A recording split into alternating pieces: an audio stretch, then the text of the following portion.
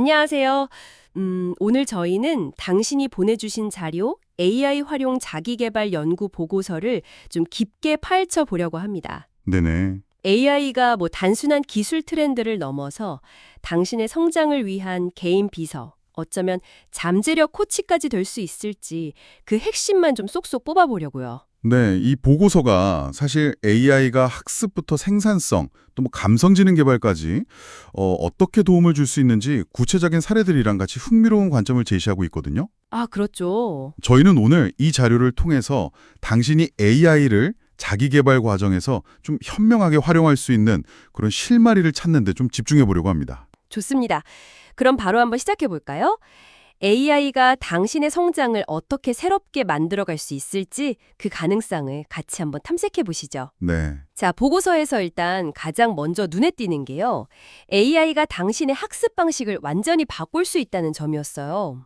맞아요. 듀오링고 맥스나 칸 아카데미 같은 도구들 이미 AI를 활용해서 개인 맞춤 학습 제공하고 있잖아요. 네, 그렇죠. 이게 뭐랄까, 당신만을 위한 학습 내비게이터가 생기는 셈인데 구체적으로 이게 어떻게 되는 건가요? 핵심은 결국 그 당신의 학습 데이터 분석에 있어요. 아, 데이터 분석이요? 네, AI, 특히 그 머신러닝 기술이 당신의 정답률이라든지 문제풀이 속도 같은 이런 패턴을 읽는 거죠. 네네. 그래서 최적의 학습 경로, 또 컨텐츠를 추천해 주는 거예요. 아하. 예를 들어서 적응형 학습 시스템이라는 게 있는데 이게 당신이 특정 개념을 좀 어려워한다. 그러면 관련 기초 자료를 좀 더 보여주고요. 반대로 쉽게 이해한다 싶으면 바로 심화 내용으로 넘어가고 마치 게임 난이도 조절되는 거랑 비슷하다고 보시면 돼요. 와, 진짜 개인 교사 같은 느낌이네요. 네, 그렇죠. 그렇게 되면 정보의 바다에서 헤맬 필요 없이 딱 필요한 것만 효율적으로 배울 수 있겠어요. 맞습니다. 그게 가장 큰 장점이죠. 근데 보고서 보니까 AI 역할이 학습에만 그치는 게 아니더라고요. 정신건강 관리나 생산성 향상에도 기여한다고요. 네, 맞아요. Y사 같은 AI 챗봇 있잖아요. 아, 네, 들어봤어요. 이게 24시간 언제든 그것도 익명으로 가벼운 심리 상담이나 스트레스 관리 기법 같은 걸 제공해 주거든요. 오, 그래서 뭐랄까 심리적인 문턱을 확 낮춰주는 역할을 할 수 있죠. 그렇군요. 물론 깊은 공감이나 아주 전문적인 치료를 대체할 수는 없겠지만요. 그래도 힘든 순간에 바로 도움받을 수 있다는 거, 이게 큰 장점이죠. 네, 즉각적인 도움이라는 게 중요하겠네요. 투두이스트나 노션 같은 생산성 도구에 AI가 들어간 사례도 되게 흥미로웠어요. 아, 네네. 그런 도구요. 단순히 할 일 정리하는 걸 넘어서 업무 우선순위를 제안해 준다거나 아니면 회의록 요약 같은 반복 작업을 대신해 준다니 와, 생각만 해도 시간이 엄청 절약될 것 같은데요? 그렇죠. 바로 그겁니다. AI가 그런 단순 반복 업무를 자동화해주면 당신은 그 시간에 좀 더 창의적이거나 전략적인 고민에 집중할 수 있게 되는 거죠. 보고서에서는 또 직장에서의 활용 가능성도 언급하는데요.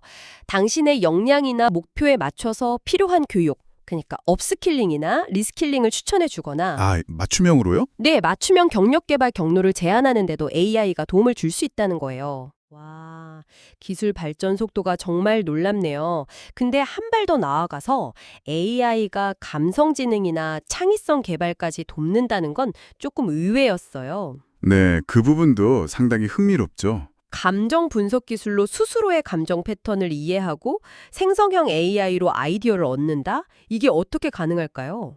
예를 들면요. AI가 당신의 글쓰기 패턴이나 대화 패턴을 분석해서요. 이게 이제 자연어 처리 기술인데요. 네. 당신이 자주 쓰는 감정 표현이라든지 아니면 무의식적인 습관 같은 걸 파악하도록 도와주는 식이에요. 아하, 내 자신을 좀 더 객관적으로 보게 되는 거군요. 그렇죠. 또 글쓰기가 좀 막막할 때 있잖아요.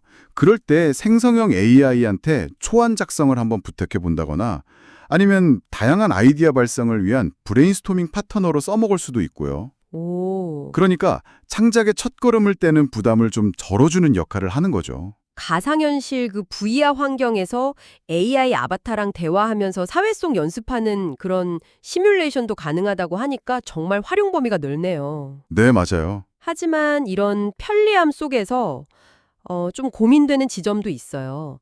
AI의 도움과 내 스스로의 노력, 이 사이에서 균형을 어떻게 잡아야 할까 하는 거예요.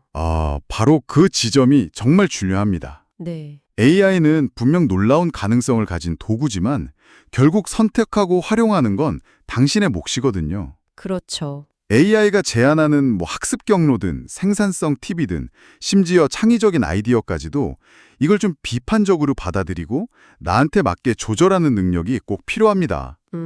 비판적 사고가 중요하겠군요. 물론 장점만 있는 건 아니겠죠.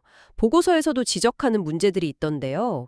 데이터 프라이버시 문제나 알고리즘 편향성 같은 거요. 네, 맞습니다. 윤리적 고려 사항이죠. 민감한 개인정보가 유출될 위험은 항상 있고요. 네. 또 AI를 학습시킨 데이터에 편향이 있으면 그 결과도 불공정하게 나올 수 있거든요. 예를 들면 어떤 게 있을까요? 특정 성별이나 인종에게 불리한 추천을 한다거나 하는 식이요. 그래서 AI 도구를 쓸 때는 보안이 철저한지, 데이터 처리는 투명한지 꼭 확인해야 하고요. 개발 단계부터 이런 편향성을 줄이려는 노력이 아주 중요합니다. 그렇군요. 그리고 AI에 너무 의존하게 되는 문제도 있을 수 있겠네요. 네, 그것도 간과할 수 없죠.